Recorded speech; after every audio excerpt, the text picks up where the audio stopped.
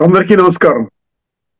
కవిసింహ, శతావధాని, చిత్రకవి శ్రీ పోకూరి కాశీపతి గారి సారంగధరీయం కావ్య పఠనం చేస్తున్న వారు శ్రీ నూతలపాటి వెంకటరత్న శర్మ గారు. శ్రీ రత్న శర్మ గారికి స్వాగతం. నమస్తే.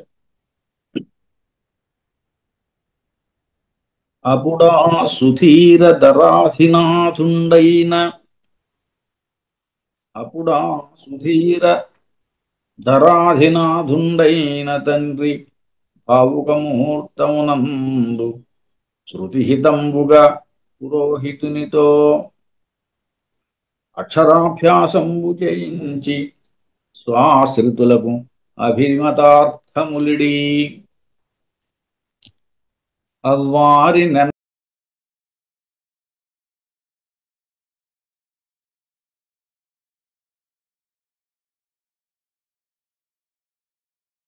అందరికీ నమస్కారం. కవిసింహ, శతావధాని, చిత్రకవి శ్రీ పోకూరి కాశీపతి గారి సారంగధరీయం కావ్య పఠనం గావిస్తున్నది శ్రీ నూతలపాటి వెంకటరత్న శర్మ గారు. శ్రీ శర్మ గారికి స్వాగతం. నమస్తే. కొమరుమించిన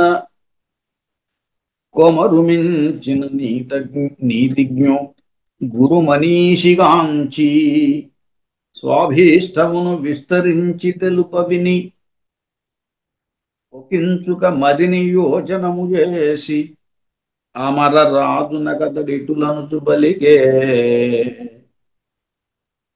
కొమరుమించిన నీతిజ్ఞు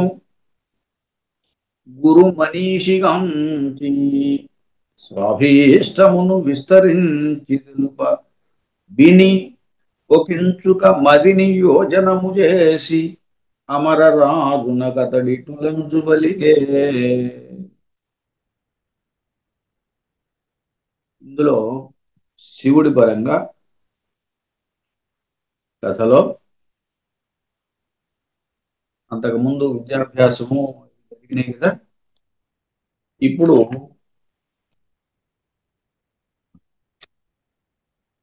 గురువుతోటి తన కోరికను చెప్తున్నారు. ఇక్కడ సంభాషణ రూపంలో ఉంది పద్యం. సంభాషణ రూపంలో నడుచున్నది పద్యం అంతా. కొమరుమించిన నీతిజ్ఞున్ గురుని మనీషిని కాంచి స్వాభిష్టమును విస్తరించి తెలుప విని ఒకించుక మదిని యోచనము చేసి అమరరాజునకు అతడు ఇట్టులనుచున్ పలికే. కొమరుమించిన నీతిజ్ఞుడు అంటే బాగా కొమరు మించిన నీతిజ్ఞుడు న్యాయవేత్త, నీతి తెలిసిన వాడు. కొమరు మించిన అంటే మించిన అతిశయించిన. కొమరు అనే పదానికి మనోజ్ఞము, మనోహరము అని అర్థం. కాబట్టి కొమరు మించిన నీతిజ్ఞుడు, సరే, మనోజ్ఞమైనటువంటి నీతివేత్త, గురుడు. ఇక్కడ గురువు ఎవరు? గురువు అనగానే బృహస్పతి.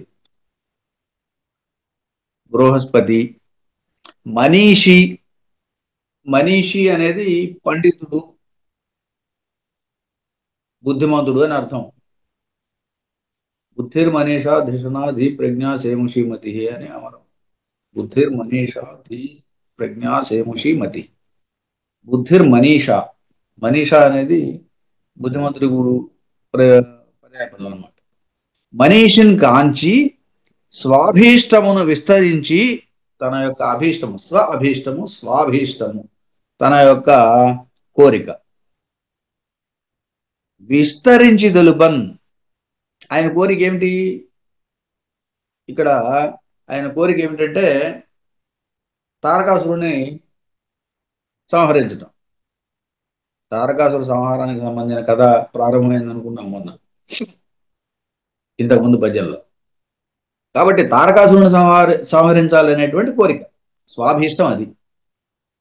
స్వాభీష్టమును తన కోరికను విస్తరించి తెలుపన్, వివరంగా తెలపడానికి తెలుపగా విని ఆలకించి ఒకించుగా మదిని యోజనము చేసి, కొంచెం మనసులో ఆలోచించుకునే అని, మదిని యోజనము చేసి మనసులో ఆలోచించి చేసిన వాడై అమరరాజునకు అతడు ఇట్టులను మరి. అమరరాజు అంటే ఇంద్రుడు. ఇంద్రునితో ఇట్లా అంటున్నారు, అమరరాజునకు అతడు ఇట్టులనుచుని పలికను. ఆ బృహస్పతి ఇట్లా పలుకుతున్నాడు అని.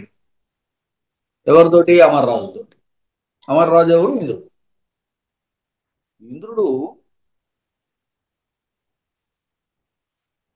ఈ గురువు గారితో తారకాసుర సంహారం గురించి ఒక విస్తారమైన చర్చ చేశాడు. తన కోరికని చెప్పాడు ముందు, అది వివరించి చెప్పాడు. అది మనసులో ఆలోచించుకున్నటువంటి ఒకంచుగా మదిని యోజన చేసి, కొంత లోపల మనసులో కూడా ఆలోచన చేసుకుని చివరికి ఆ గురువు గారు ఇంద్రుడితో ఇలా అన్నారు. ఇది ఇక్కడ శివుడు కథాఘట్టం. ఎవరిని సంహరించాలి? తారకాసురుడిని సంహరించాలి అని అనుకుంది. దానికి సంబంధించిన పథకం అంతా ఎలా చేయాలి అనే దానికి గురువు గారితో కొంత చర్చ చేసుకున్నాడు. దాని మీదట గురువు గారు బృహస్పతి ఇంద్రుడితో ఏదో చెబుతున్నాడు. ఏం చెప్పింది తర్వాత పద్యంలోకి వెళ్తుంది. ఇక చంద్రుడి పరంగా అయితే కొమరున్, ఇక్కడ కుమారుడు అని. ఇక్కడ ఇంద్రుని కుమారుడైనటువంటి జయంతుడు, తనయుడైన జయంతుడు. జయంతుని మించిన నీతిజ్ఞుడు, నీతిని తెలిసినటువంటి వాడు. సరే, నీతివేత్త, ధర్మవేత్త, న్యాయవేత్త. గురు మనీషిన్ గాంచి, గొప్ప బుద్ధిమంతుని చూచి కాంచి స్వాభీష్టమును విస్తరించి తెలుపన్, తన యొక్క కోరికను, స్వాభీష్టము అంటే కూడా ఇక్కడ తన యొక్క కోరిక. ఏమిటి కోరిక అంటే ఇక్కడ యజ్ఞం చేయాలనేటువంటి కోరిక. యజ్ఞం చేయాలనేటువంటి కోరికను విస్తరించి తెలుపన్, తెలుపగా విని ఒకంచుగా మదిని యోజనము చేసి, హృదయంలో కొంచెం ఆలోచించుకుని అమరరాజునకు దేవేంద్రునికి ఇటులనుచు పలికెన్. జయంతుడు ఈ విధంగా పలుకుతున్నాడు. ఇక్కడ జయంతుడు పలుకుతున్నాడు. ఇంతకుముందు కథలోనేమో గురువుగారు పలుకుతున్నాడు అని చెప్పాం, బృహస్పతి. ఇక్కడ జయంతుడు పలుకుతున్నాడు ఇంద్రుడితోటి. సారంగధరుడి విషయంలో కొమరు మించిన మళ్ళీ మనోజ్ఞమైనటువంటి నీతిజ్ఞుడైనటువంటి మంత్రి. ఇక్కడ నీతిజ్ఞుడు అనేటువంటి వాడు ఒక మంత్రి.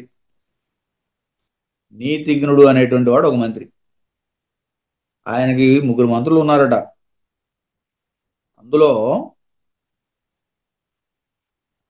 నయార్ణవుడు అని ఒకడు, నీతిజ్ఞుడు, మతిమంతుడు. ధీతిలకమ్ముల అరయన్ సుధీతిలకమ్ములని వెంకటకవి సారంగధర్యంలో ఈ మంత్రుల ప్రస్తావన చేశాడు. అందులో నీతిజ్ఞుడు అనేవాడు ఒక మంత్రి. నీతిజ్ఞుడు అని మంత్రి.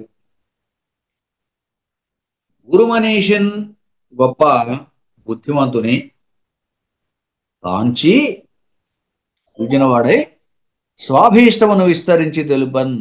ఇక్కడ స్వాభీష్టం ఏమిటి? ఏమిటంటే తన యొక్క కోరిక కుమారుడికి పెళ్లి చేయాలనే కోరిక. రాజరాజ నరేంద్రుని యొక్క కోరిక ఏమిటి? తన కుమారుడైనటువంటి సారంగధరుడికి వివాహం చేయాలనేటువంటి కోరిక. స్వాభీష్టము అంటే ఇక్కడ అది తన యొక్క కోరిక. ఆ కోరిక ఏమిటరా అంటే కుమారుడికి వివాహం చేయాలి. స్వాభీష్టమును విస్తరించి తెలుపన్, సరే వివరించాడు. తెలుపగా విని ఒకంచుగా మదిని యోచనము చేసి అతను కూడా కొంచెం సేపు మనసులో ఆలోచనము చేసి అమరన్ రాజున కథ ఇట్టులను పలికన్. ఒప్పునట్లుగా రాజుతో అతడు ఇట్లా పలుకుతున్నాడు అని. అమరన్ ఇందాకటి దాకా అమరరాజు అని చెప్తూ వచ్చాం. అమరరాజు అంటే అమరలోకానికి అధిపతి అయినటువంటి ఇంద్రుడు అని. ఇక్కడ ఏమిటంటే అమరన్ రాజునకు అని విడగొట్టాం. కాబట్టి ఒప్పునట్టుగా ఈ రాజు అయినటువంటి రాజరాజ నరేంద్రునికి ఆ నీతిగుణుడైనటువంటి పేరు కలిగినటువంటి మంత్రి ఇట్టుల నుంచి పలికన్. ఇక్కడ ఇక్కడ మాట్లాడుతున్నది, రాజుగారితో మాట్లాడుతున్నది నీతిజ్ఞుడు, ఓ మంత్రి. ఇలా వినుమయ్యా మతిమంతుండనదగు గీష్పతిని గూడి ఆలోచన చేసిన ఆహవమునకును ప్రేమను వెరవెరిగించుననుచు మంత్రి తెలిపినన్. వినుమయ్యా మతిమంతుండనదగు గీష్పతిని గూడి ఆలోచన చేసిన ఆహవమునకు ప్రేమమును వెరవెరగించుననుచు మంత్రి తెలిపినన్. మంత్రి ఇట్లా చెప్పాడని. సరే, ఇక్కడ శివుడు భాగంలో ఏం జరిగిందో చూద్దాం. వినుమయ్య మతిమంతుండనదగు గీష్పతిని గూడి, బుద్ధిమంతుడు అని చెప్పేటువంటి గీష్పతి అంటే ఇక్కడ బ్రహ్మ. గీష్పతి అంటే బ్రహ్మ. గీర్ వాగ్వాణి సరస్వతి అని. గీ అంటే సరస్వతి అని అర్థం ఉంది. అంచేత గీష్పతి అంటే సరస్వతి యొక్క భర్త, వాణి యొక్క భర్త బ్రహ్మదేవుడు. వినుమయ్య మతిమంతుడనదగు గీష్పతిని బ్రహ్మను కూడి ఆలోచన చేసినన్. బ్రహ్మను కలిసి గనక ఆలోచన చేసినట్లయితే ఆహవమునకును ప్రేమను వెరవెరిగించుననుచు మంత్రిని తెలిపాను. ఆయన ఏం చెప్పాడు చివరికి? ఆహవము అంటే యుద్ధం, తారకాసురుడితో యుద్ధం చేయాలని కదా కోరిక ఇక్కడ శివుడు భాగంలో. ఆ తారకాసురుడితో యుద్ధం చేయడానికి ఆహవమునకు ప్రేమను వెరవు ఎరిగించును, ప్రేమతో ఒక చక్కని ఉపాయాన్ని తెలియజేస్తాడు. ఎవరు? బ్రహ్మ. బ్రహ్మదేవుడే నీకు చక్కని ఉపాయాన్ని తెలియజేస్తాడు అని ఆ బృహస్పతి ఇంద్రుడితో చెబుతాడు. ఇంద్రుడికి ఏదైనా కష్టం వస్తే అడిగేదేవారిని, గురువు గారిని, బృహస్పతిని అడుగుతారు. ఆయన గురువు అయినా మంత్రి అయినా ఆయనే. అందుచేత ఇక్కడ మంత్రి అంటే ఇక్కడ బృహస్పతి అని చెప్పుకోవాలి. గురువు గారిని అడుగుతున్నారు. ఏమడిగాడైనా? యుద్ధం చేయాలి, తారకాసురుని సంహరించాలి, దానికి ఒక చక్కని ఉపాయం చెప్పమంటే ఆయన ఏం చెప్తున్నాడు? బ్రహ్మను అడుగు, ఆయన బుద్ధిమంతుడు, చాలా తెలియగలవాడు, ప్రేమతో నీకు చక్కని ఉపాయం చెబుతాడు అని బ్రహ్మను అడగమని చెప్పాడు ఇంద్రుడికి. ఈ సలహా ఇచ్చింది ఎవరు అంటే బృహస్పతి. బృహస్పతి ఇంద్రుడితోటి ఈ చక్కని సలహా ఇచ్చాడు, బ్రహ్మను అడుగు. ఆ బ్రహ్మ ఎలాంటి వాడయ్యా అంటే మతిమంతుండు గీష్పతి అయినటువంటి బ్రహ్మని కూడి ఆలోచన చేసిన ఆహవమునకు యుద్ధానికి ప్రేమను వెరవు ఎరిగించున్. వెరవు అంటే ఉపాయాన్ని చెబుతాడు ఆయన ప్రేమతోటి అని మంత్రి తెలిపిన. ఆ రకంగా బృహస్పతి చెప్పాడు అని. ఇది శివుడు భాగంలో. చంద్రుడి భాగంలో వినుమయ్య మతిమంతుండు అనదగు గీష్పతిని కూడి, ఇక్కడ కూడా గీష్పతి అంటే బ్రహ్మ, ఇక్కడ కూడా మతిమంతుడు, బుద్ధిమంతుడు అనేటువంటి అర్థమే. మతిమంతుడు అయినటువంటి బ్రహ్మని కూడి ఆలోచన చేసినట్లయితే ఆ హవమునకు, ఇది ఆహవము అని కలిపేస్తేనేమో యుద్ధమైంది, ఆ హవము అని విడగొడితే ఆ యజ్ఞానికి అని అర్థం. ఇందాక దాంట్లో కలిపేశాం ఆహవము అన్నాం. ఆహవం అంటే యుద్ధం. ఇక్కడ ఆ హవమునకు, ఆ యజ్ఞానికి ప్రేమను వెరవెరిగించు చక్కని ఉపాయం చెబుతాడు అని చెప్పి మంత్రి తెలిపాడట. ఇక్కడ కూడా మంత్రి అంటే ఆయన బృహస్పతి అనే. బృహస్పతి ఈ రకంగా చక్కగా చెప్పాడు. యజ్ఞం చేయాలనుకుంటున్నావు కదా, ఆ యజ్ఞానికి కావాల్సినటువంటి చక్కని ఉపాయాన్ని బ్రహ్మ చెబుతాడు కాబట్టి బ్రహ్మను అడుగుమని చెప్పాడు. బ్రహ్మదేవుడిని అడుగుమని చెప్పాడు ఇక్కడ కూడా. ఇక మూడవది సారంగధరుడు. సారంగధరుడి కథలో వినుమయ్య మతిమంతుండనదగు ఈష్పతిని గూడి. ఇక్కడ ఈష్పతి అంటే ఆ, బ్రహ్మకాలం. ఇక్కడ ఏం చెప్పాలి? గీష్పతి అంటే వాక్కులు మిక్కిలి చతురంగా మాట్లాడేటువంటి వాడు, మతిమంతుడు. సరే, నీతిజ్ఞుడో మతిమంతుడో ఆ మంత్రి గారి పేరు అది. కాబట్టి మతిమంతుడు అనే పేరుతో ఒప్పుతున్నటువంటి ఆ మంత్రి గారి దగ్గరికి, మంత్రి గారితో ఈష్పతిని కూడి మిక్కిలి చతురముగా మాట్లాడేటువంటి వాడు పైగా అయినటువంటి ఆ మంత్రిని కలిసి ఆలోచన చేసినట్లయితే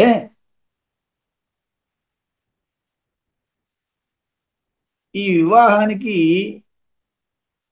నెరవేరగించును ఒక చక్కని ఉపాయాన్ని చెబుతాడు అని. అవము అంటే ఆజ్ఞ అని అర్థం. ఏమిటి ఆజ్ఞ? వివాహం చేయాలనేటువంటి కోరిక ఏదైతే ఉందో అది ఈ ఆజ్ఞ. దానికి వెరవెరగించునంచు మంత్రి తెలిపాను. దానికి చక్కని ఉపాయాన్ని ఇస్తాడు కాబట్టి మతిమంతుడనదకు గీష్పతిని కూడా అని చెప్పాడు. కలిసి మాట్లాడమని చెప్పాడు. మతిమంతుడైన బుద్ధిమంతుడైనటువంటి గీష్పతి వాక్చాతుర్యం కలిగినటువంటి వాడుని అని కలవమని చెప్పాడు ఈ మంత్రి, నీతిజ్ఞుడనే మంత్రి. కాబట్టి రాజరాజ నరేంద్రుడికి ఇచ్చిన సలహా ఏంటంటే ఒక మంచి చతురుడైనటువంటి వాడిని కలవండి అని, వాక్చాతుర్యం కలిగినటువంటి వాడిని కలవమని. అటువంటి బుద్ధిమంతుడిని కలిసినట్టయితే నీకు చక్కని సలహా ఇస్తాడు అని. ఇది ఈ కథాభాగంలో.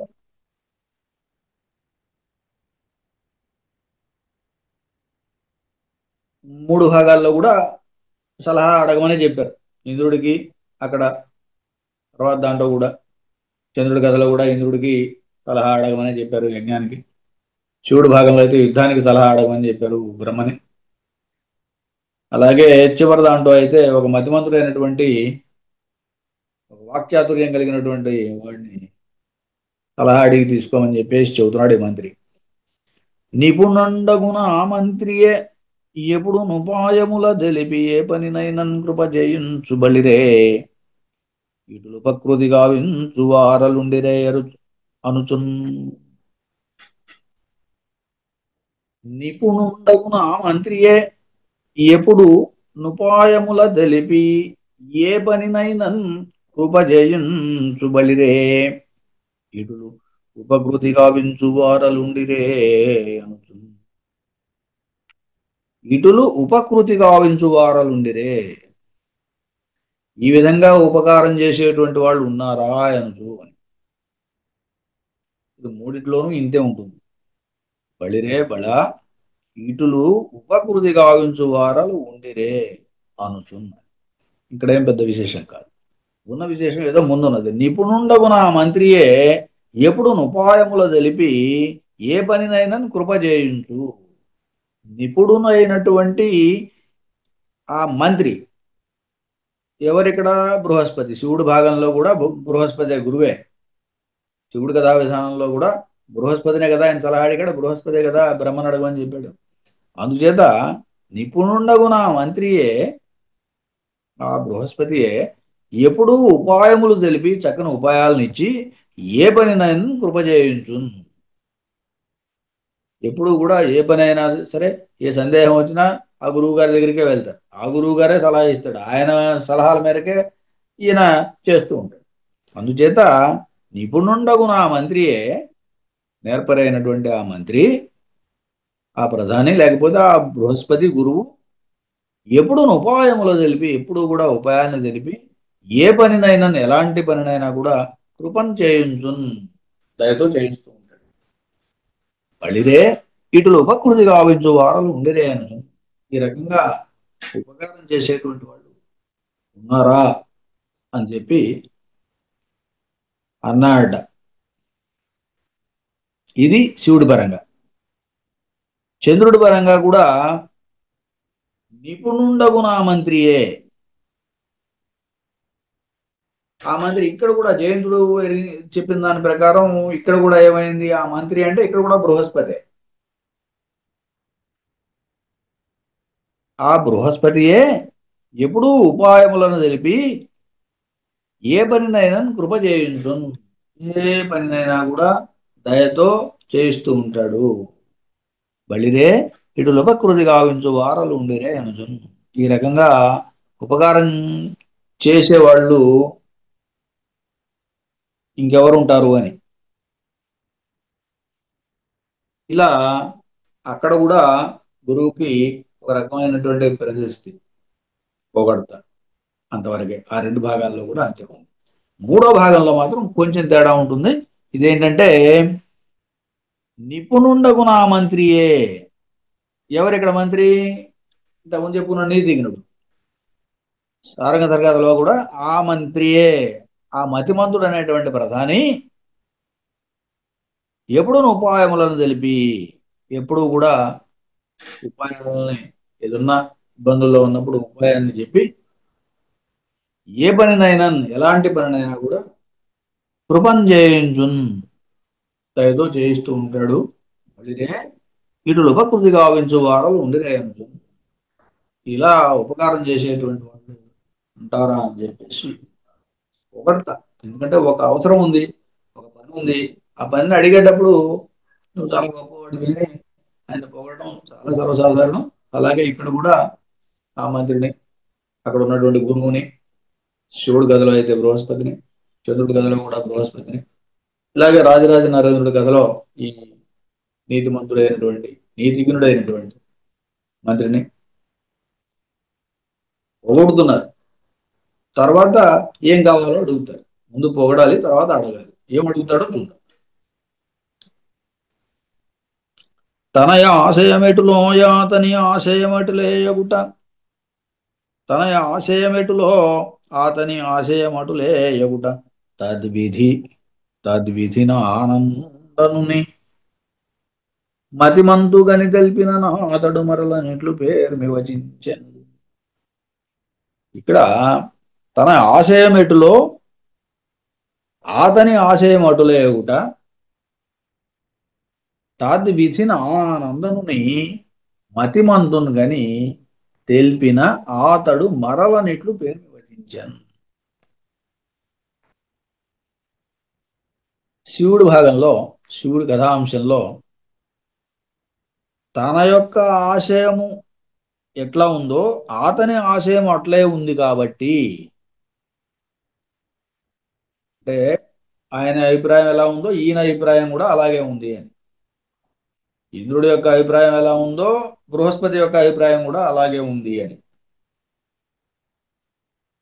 తన యొక్క ఆశయం ఏ రకంగా ఉందో అతని ఆశయము, ఆ బృహస్పతి యొక్క అభిప్రాయం కూడా అట్లే ఉండటం వల్ల తాది విధిని, ఆ బ్రహ్మదేవుణ్ణి, విధి అంటే బ్రహ్మ ఇక్కడ, తాది విధిని, ఆ బ్రహ్మదేవుణ్ణి ఆ నందనుని, నందనుడు అంటే సంతోషించేవాడు అని, ఆ నందనుని అంటే ఆ సంతోషించేటువంటి వాణిని అని. అంతేగాని ఇక్కడ కుమారుడు అని అర్థం కాదు. ఆ నందనుని మతిమంతున్ గని, బుద్ధిమంతుడు, మతిమంతుడు, మతి అంటే బుద్ధి, బుద్ధిమంతుని కని తెలిపిన.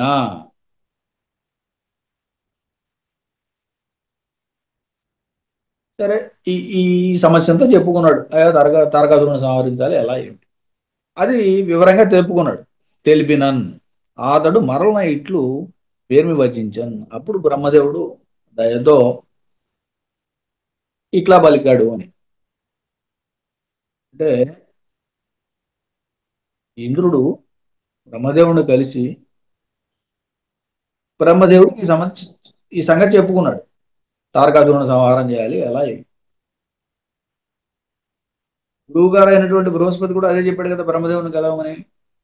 తన అభిప్రాయం కూడా అలాగే ఉంది కాబట్టి రెండు అభిప్రాయాలు ఒకటిగానే ఉన్నాయి కాబట్టి తిన్నగా బ్రహ్మదేవుడి దగ్గరికి వెళ్ళాడు. ఆయన్ని కలిశాడు. కలిసి ఈ సమస్య చెప్పుకున్నాడు. అప్పుడు బ్రహ్మదేవుడు విని ఈయనకి ఏదో సలహా ఇవ్వబోతున్నాడు. ఈ తర్వాత భజనలోకి వెళ్తుంది. ఇప్పటికైతే బ్రహ్మదేవుడు ఏదో నోరు దగ్గర చెప్పడానికి సిద్ధంగా ఉన్నాడు. ఆ నందనుని మతిమంతుని గని, ఆ సంతోషంలో ఉండేటువంటి వాడిని బుద్ధిమంతుడు అయినటువంటి బ్రహ్మదేవుడు కానీ ఇంద్రుడు దర్శించి తెలిపినన్, తెలుపుకోగా అంటే చెప్పుకోగా అని. అతడు మరల ఇట్లు పేరు విభజించన్. ఆ బ్రహ్మదేవుడు మరలం ఇట్లు పేరు విభజించన్. చాలా ప్రేమతోటి పెద్దగా వచ్చిన ఇంద్రుడితోటి ఏదో చెబుతున్నాడు. ఇది శివుడు భాగం.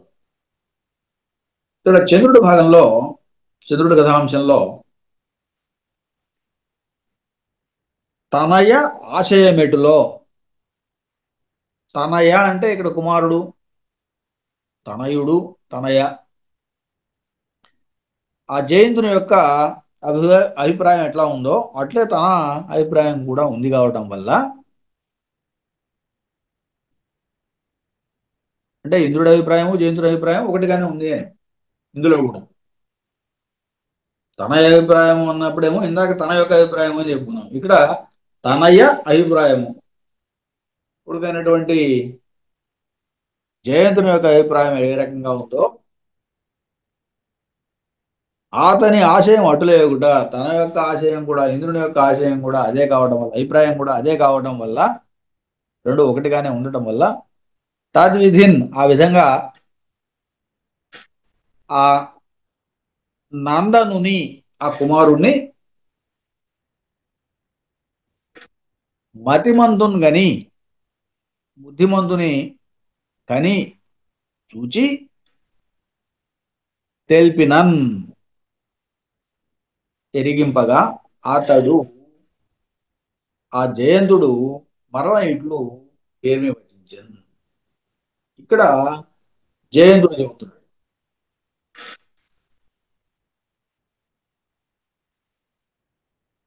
ఈ కథాఘట్టంలో ఇక్కడ బ్రహ్మతో సంబంధం కాదు. ఇక్కడ జయంతుడు ఇంద్రుడే మాట్లాడుకుంటున్నారు. తన అభిప్రాయము జయంతుడి అభిప్రాయం ఒకటిగానే ఉండటం వల్ల మరి ఆ కుమారుడితోటి ఇంద్రుడు సమస్తము తెలిపాడు, ఏదో యజ్ఞం చేయాలనే అంశం. అతడు ఆ జయంతుడు కూడా ప్రేమతో మరలా ఇట్లా నేను అన్నాడు. ఆ విధంగా తర్వాత ఆయన ఏం చెబుతున్నాడో యజ్ఞానికి సంబంధించిన అంశం జయంతుడు మాట్లాడుతున్నాడు. తర్వాత సారంగధరుడు యొక్క అంశంలో తన ఆశయం ఎటులో తన యొక్క అభిప్రాయం ఏ రకంగా ఉందో అతని ఆశయం అటులే ఒకటన్.